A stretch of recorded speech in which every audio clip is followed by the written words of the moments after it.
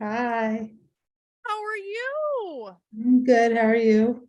I'm fantastic. I'm super excited to be here with you. Me too. We're just going to jump right in, sister. I cannot wait for you to share your story. So, why don't you just start off by sharing a little bit about how you found yourself on this journey to begin with, and we'll start there. Okay, so it started off in 2018 when I started going to the fertility doctor because nothing was happening. I was already 40, so I had, that's when I had started going. And I just went through all the motions. Like I was very clueless. I didn't even know these clinics existed, you know. And so I just was going through the motions. And the way it works with my insurance is that you have to go through IUI first before you can move on more invasive. So I said, okay, why would, I just figured whatever I did would work. It didn't matter. So I went through the IUIs and nothing was happening. So then come January 2019, I started the first round of IVF. And, I had a pretty good retrieval for what I was knowledgeable about. And they got 13 eggs. And out of all of them, nothing fertilized. So I was confused. I didn't know like how bad that really was or what it really meant. So the doctor said, we'll try again. So I was like, okay, we'll try again. So I tried again. I, threw in the acupuncture and whatever supplements, people were recommending because I was willing to try whatever. And I did better. I got 3 embryos out of that round, and 2 were transferred. 1 was frozen, and nothing happened. So I said, okay, try again. So we tried again, similar outcome. 2 were transferred, 1 was frozen, and nothing happened. So I'm thinking I'm broken, something's wrong with me. Like, why isn't it working? Like, you put the sperm with the egg, you put it in you, and it should just work. Like, like you can't get any. Isn't it funny how naive we are, Yeah, where we think it's just put that together and that's it? yeah, like why wouldn't it work? So, and I didn't get any of the embryos tested. I just figured it's a 50-50 chance it's either going to work or not. So why bother taking the extra step to get them tested? So I have no idea if it was me, if it was the embryo, like you just don't know. And like the way my insurance would work was that I got 3 rounds of IVF covered and 3 fresh transfers, 3 frozen transfers. So we kept banking the frozen embryo. So I kept knowing that I had a chance. Like my chances weren't yet running out, but they kind of were coming close. So, tried again. And then it just wasn't working. And I was starting to get a little nervous, and then I started with the frozen. I had 2 frozen. So, and I wanted to do 1 at a time, even though my doctor likes to do 2, but I kept trying to like prolong so that eventually it would happen. And, because the way things work for me, it's like whatever I put my mind to, I'm always successful. Like it just, I never quit. I don't fail. It just always happens. So I was like starting to, be like, what's going to happen? Like, when's this grand finale? So magically, like, this is why I always think about like time and, time's on my side. Like, time is a big part of it because when I was going through the last, what I thought was my frozen transfers, the insurance decided to do a revamp, and everybody who was on the insurance plan got like a clean slate. And we got three new rounds, no matter what your history was. And That was the hand of the divine, Robyn, because nobody gets that. No. It was like, I couldn't believe it, like when it actually happened, and it like hit me perfectly. You know, some people like change insurances so that they could start over, or people have no idea. Like if I had started earlier, I could have not even realized that this was happening, but it like came at like the perfect time. So I was able to start fresh. So I was like, this is great. So that that fourth round that I had, I actually got pregnant. And I said, oh, so this was like meant to be, like this is amazing. And so it didn't last too long. It only lasted about 6 weeks. So we never had a heartbeat. So, you know, I had the surgery, I had the DNC, and you know, it was a lot to get over. It's hard to go through.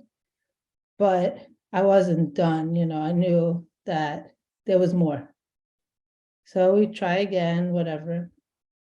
And then my last retrieval, I had like 5 follicles growing, and you know, I never had anything happen wrong in the past, but when I woke up from the retrieval, the doctor said to me, we got 0 eggs.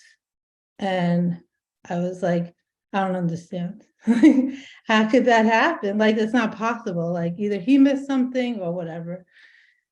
So I kind of felt very like defeated, like, now what? But because I kept having the ones left over that were frozen from before, they still transferred an embryo. But there was like, that was it. There was no more embryos left. And this one didn't stick either. So I was devastated. And when the doctor had called to tell me, like, you know, you should call the office back, set up your exit interview. And I said, what do you mean exit interview? Like, how could this be the end of the road? Like, there has to be more options. I almost spit my water when you said exit interview. I'm like, what? Mhm. And he, you know, the doctor kept blaming it on my aide. Now, it wasn't my doctor from the clinic, but, you know, whoever's like on the schedule to do the retrievals and the transfers, that's who you get. So it wasn't necessarily my doctor that I was dealing with, but it was one of the doctors. And I said, I don't understand, like, there has to be other options, because before I had the miscarriage, my doctor said, like, you may have to look into like a gestational carrier, because I don't know if it was me that couldn't implant or if it was the, you know, the embryos that were normal or not. But once I did have the miscarriage, she said, well, we know you can get pregnant, so you may have to turn to donor eggs. And at first I was like, not me, you know, why would I have to do that? And, you know, it wasn't an easy decision, but the end goal was that I want a baby and we want to start a family. And the fact from my last retrieval where 0 eggs were collected was like, why go there again and take that chance when we do have other options? So, you know, I just know, like, even though the egg didn't come from me, the baby still didn't come from me, and I'm going to be the one raising it. So I allowed myself to accept it, and we move forward, you know. You're dropping bombs there, woman, because I want to back up the bus a little bit. There was something that you said, like, that I thought was really important. I let myself accept it. Like, seeing this as another, like a gift, another option, and one that your heart was open to, and that at some level you understood in a very deep way that this baby, I mean, you wanted the birth experience. Mhm. That's obvious, right? Like you wanted to have that experience, and there's magic that happens in the womb, right? It's epigenetics, yeah, somebody gave you an egg, but there's incredible things that happen in the body. Right. So yeah, like I wanted to experience the pregnancy. I feel like it's more connected when it's growing inside you. Like I can't speak for a surrogate because I didn't go through that experience, but they have to be two totally different things. But in the end, it's the baby that you want and the family you want to grow. So however you get there is how you get there. It's just that you don't stop trying to get there. Mm-hmm. Well, so let's talk about, because I think, so many women are so afraid of that decision. Like, what was it for you that allowed you to accept it, as you say? Like, there had to have been a switch that flipped in your mind. I just think it was the goal in the end was, to have the baby. And if that was my path to get there, then that was the path I was going to take. You're so mellow, Robyn. Like, I love it. Like, you're just so like, I mean, and so before we get onto that story, like the rest of it, let's talk about how we met, because you are just, I remember from the first conversation that we had together, I'm like, this woman is so calm, but yet she also knows that there's power in this mindset thing. So tell me why you reached out. Like, tell these ladies, like, what was it that an otherwise rational woman would reach out and want to do mindset work? Because I found your podcast after my miscarriage.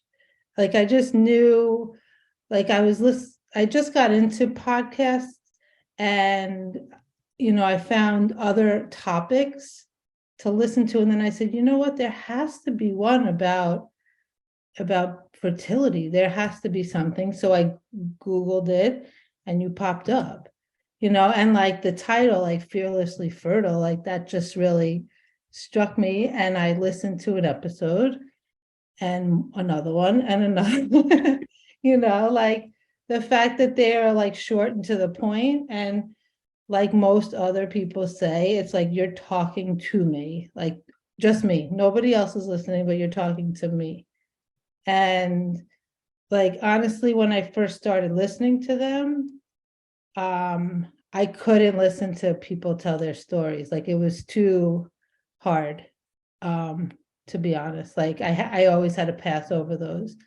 And because I said, like just because that's their story, it's not me, but like the short ones that you would do each week, and those would strike me. Like now I listen to them all. Like I I don't know if it's because I have my own story, to compare with, but it just, and the way that you say, like, with it, you girls are serious within 12 months, like you want to be pregnant. And I said, yeah, that's me, and I think I was 43 at the time also, when you always say when you had your baby. And I'm like, this could be me. And then 12 months passed of me listening to it. I said, okay, this is enough. Like I could have been part of the ladies that had a baby within the past 12 months, and I'm just still listening to the podcast. I have to reach out for my interview, and when I was asked, like, what do you want for Christmas? I was like, I want this coaching. Like, I don't want anything else for Christmas. This is what I want. And that's why I started that week before Christmas, is when we started, and we went through February. And it was, in between where, we received the donor eggs and we were just waiting for the whole process to start. And you were like, this is perfect timing for you because you're in like a little bit of a lull. And I think we could fix your mindset so that this go around, it'll work. And it, it did. So Mhm. if I haven't told you lately, Robyn, I fucking love you. I mean, you're like so even keel. Yeah, we could fix your mindset and it will work. And it did. I don't know. And I love that about you because there's this quiet confidence that I want to zero in on, because you said that earlier too, is that you're the kind of person that when you put your mind to something, it happens. That doesn't mean it's easy. No. But it happens. Mm-hmm. So tell me what it was though, because like you could have easily skipped over mindset completely. You could have said, this is bullshit. I just need to get another round of IVF. I don't need to be doing coaching. That's for the weak. Like, what was that in you that said, this is something for me? Because I know that it's in me and I just need somebody to unleash it. Like I know, like I had the most negative thinking and I needed somebody to put light the fire under me to get it out. And a lot of stuff that was said, through your podcast, I tried putting into practice and it was just the direction I needed to go in. Like one of the podcasts that always resonates with me is the lady that can't find her keys in her bag. And like that could be me a lot of times, and then I have to step back and say like, okay, there's no reason to freak out because freaking out is not going to help. And I started to just let the universe work for me. Like I have to take a step back and say, whatever is going to happen will happen because it's meant to be. And I just say like, because you always talk about God, universe, and source. And like, I just started looking to the universe and say, it's just gonna do what it has to do and it'll lead me to the right place. And it's pretty much worked for me, Yeah, well, but I want to make a refinement on that because you're absolutely right. And you didn't just lay on the couch passively waiting for the universe to deliver you a baby, right?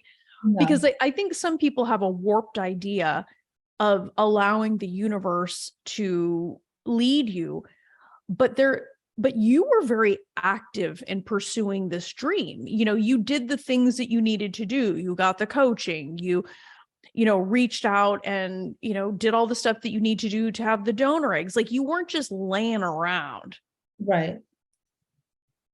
But, and all, when I picked the donor eggs, I picked a girl that had 9 eggs. And I said, okay, 9 eggs. I'm going to have plenty of chances, because there's still that doubt, like it's not going to work. And when they thawed the eggs, 8 made it, 1 didn't make it. So I said, that's not fair, but whatever, And then when they fertilized and I got the phone call, like 3 fertilized. And I said, how's that possible? And 1 turned into an embryo. And I was devastated. I said 1 out of, 9 eggs and only 1. And I was like, so I wanted the doctor to like fib to the company and say like none of them worked and like start all over, because you're guaranteed 1. That's what they guarantee. And I was like, can you lie? Because I need more. Like 1's not enough. And it was during one of the coaching calls when I said, you know what? I only need 1 because it's going to be the one. Like, that's, like. You're so mellow when you're making your declarations. Well, so, and was it the one? This was the one. It was the one. And, it took a little while for the transfer. Like I had told you, like I had gotten sick a little bit before I was planning to transfer. But I do believe the universe did that because I feel like I wasn't quite ready. Like if I had gone ahead and just like transferred it right away, it might not have worked. I don't know. But the time from when I got sick and got better to when I transferred in, November, I got I had more time to work on the mindset, but I also was able to get more of like a bump squad. Like I met more Oh, people along the way that back in April, if I would have tried, I didn't have that support. But I do believe, time, because I always told myself that the only thing I haven't tried is sooner. Like that was like my motto. And if I had tried sooner, I may not be where I am now. The fact that, I had to push things off helped me get to where I am. And that's mm, how I think the universe worked for me. wow. I mean, think about that, Robyn, from a place of, oh my God, I'm broken. There's something wrong with me, to this, like, the only thing I haven't tried is sooner and things work out. I mean, like, that's like a head transplant. Yeah, like I really think like, you always say it's my baby, my journey, and my timeline, and it really was my timeline. Like there's no other way it would have worked out. And Wow. Wow. Well, so how many weeks pregnant are you now? well, tomorrow I'll be 27. I mean, 28 weeks. I start the third trimester tomorrow. Can you believe we're having this conversation? Yeah, I really can't. Like it was a goal. And and like I said, I always, whatever I put my mind to usually works out in the end. But honestly, if you had asked me like a year ago, no. I mean, it's extraordinary to me how quickly you made that change, though. Yeah. But also, like you had said, like there's always like the one thing that happens where like things just get lifted and you just allow it all to happen. And I feel like that had happened. Like I have this crazy sequence of events that went on, and like I want to share them. Yeah. I mean, it's insane because, so all I want for Christmas is this coaching. So this is before, like, this is toward the end of the year. You finish up, you get sick, but by November you were pregnant. Mhm. And now you're 28 weeks. It's like so much happened in less than a year. It's crazy. Yes, I agree. And then you build the bump squad that you were talking about. Like, Mhm. what other changes did you see? Well, I always, one of my biggest saboteurs was guilt. Mhm. And I couldn't figure out how to take, guilt from being selfish, from not feeling guilty, to like using no as a sentence and, all different things like that. So this is what happened. So I was getting ready for the transfer, right? And I like the nerves building up to it were just so bad because it was like, even though I had plan B lined up after, it was, it had to work. It just, there was no option. And so I was walking the dog and I saw a black cat like cross the street, and I freaked out so bad, because I'm like, the transfer's coming up and here's the black cat and it's bad luck. And I freaked out so bad that my husband was like, you have to like call your therapist. This is not normal. And like, it wasn't normal, I admit it, but like, I didn't know like why I got so worked up because I saw this black cat. So what happened was, when I was in the middle of like all the fertility stuff, like my father got sick and passed away. And one of the last things that he had said, like, was that he's never going to be a grandfather. And it like hit me, like really the guilt, like the guilt hit me. And so now I'm like, okay, so now it's not going to work out, and I'm going to not give my father what he wanted. And a memory had came up like on Facebook, sometimes it's like your memories come up. But it was a picture of the two of us. So at first it was like a good sign, that I saw his picture. And then I saw the black cat. And I said, okay, now this is bad.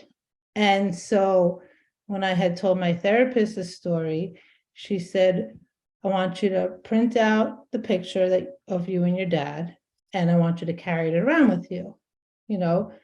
And she tried to explain to me that because my dad had said he's never going to be a grandfather, he wasn't blaming me. It was just that he was going through things in his life that he didn't accomplish, and it had nothing to do with me. But the guilt in me, I was carrying that around for so long because I was trying my hardest to have a baby. It just wasn't working. And I was thinking I was letting him down, So I printed out the picture, but it was like way too big to carry around. So like it came like 8 by, a regular size piece of paper.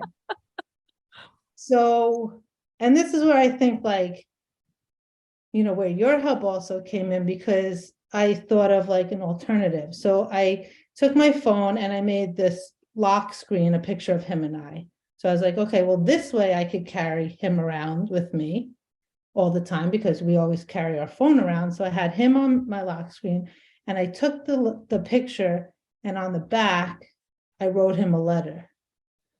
So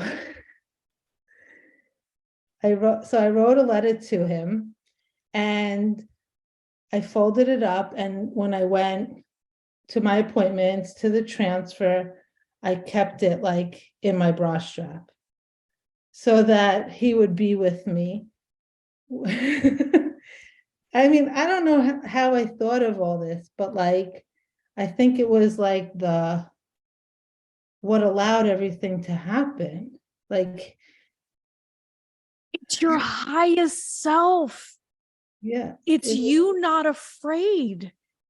It's you taking a stand. Remember, yes, my father has passed away and I can take him with me. He can still be a part of this. And I took him for the blood draw, for the betas. I took him for the first scan, and he was just with me the whole time, because like I flipped it around and I made it, instead of being guilty that I can't provide him what he wanted his whole life, and I gave him what he wanted.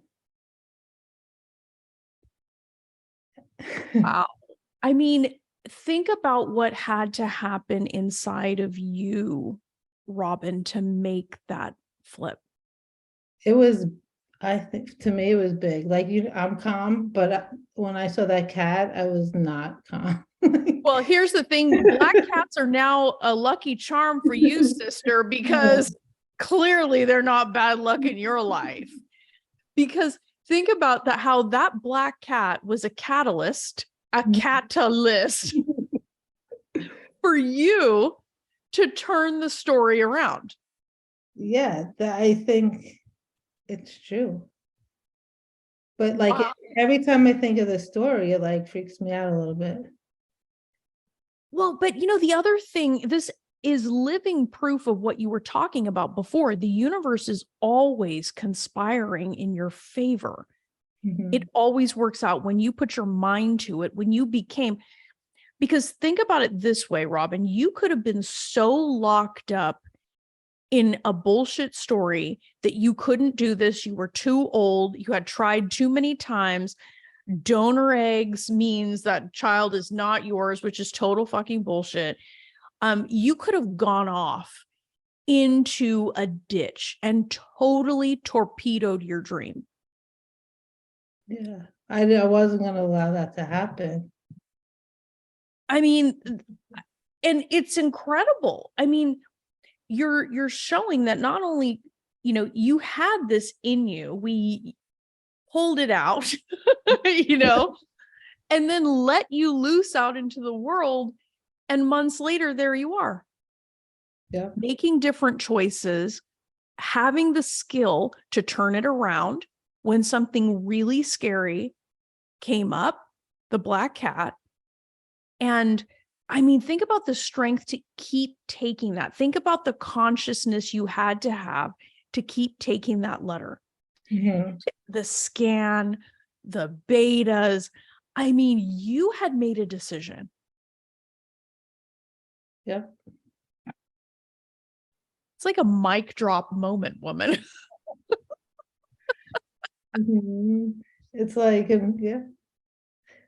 I don't, and when you just say like there's always that turning point, you feel it. It's like very strange. It's, you know, like I felt it, like I never felt like I had like so many people on my side, you know, like rooting on for me. And like I said, like time does play, like people say time's running out, but like I needed that time. It worked in my favor. Dropping bombs.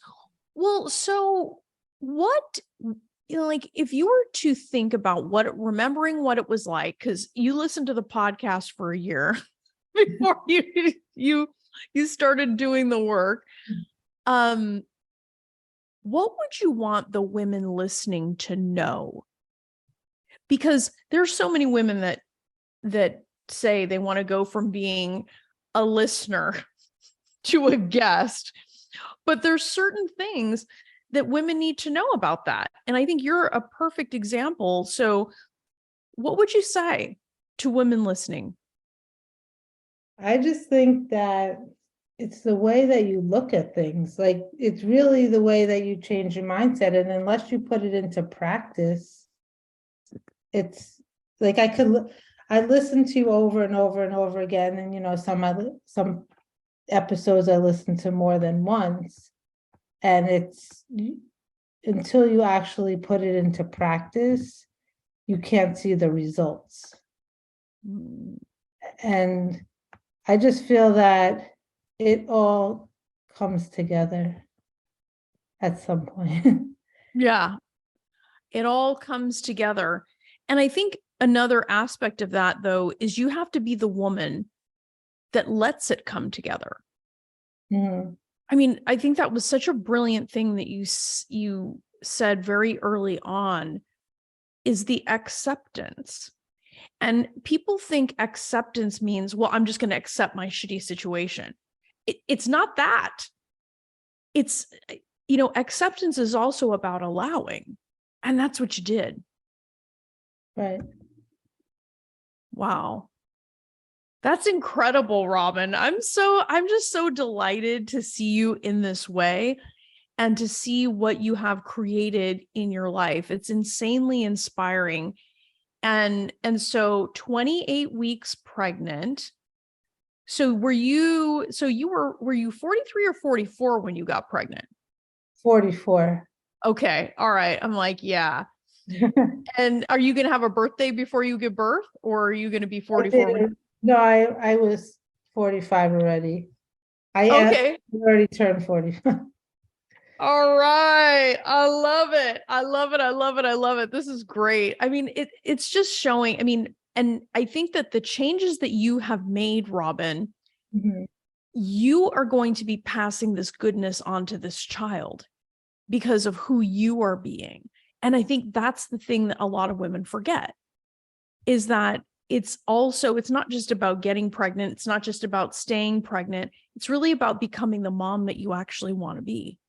Right. Wow. That's incredible, woman. Well, thank you so much for sharing your story. I'm just so honored that the kindness and the generosity that you've had to share your story here. And I think you're going to be touching a lot of lives. So thank you. Thank you for having me. And I'm excited that I got to share this story. Yep. Isn't it good going from listener to guest? It is. That's awesome, Robyn. Thank you.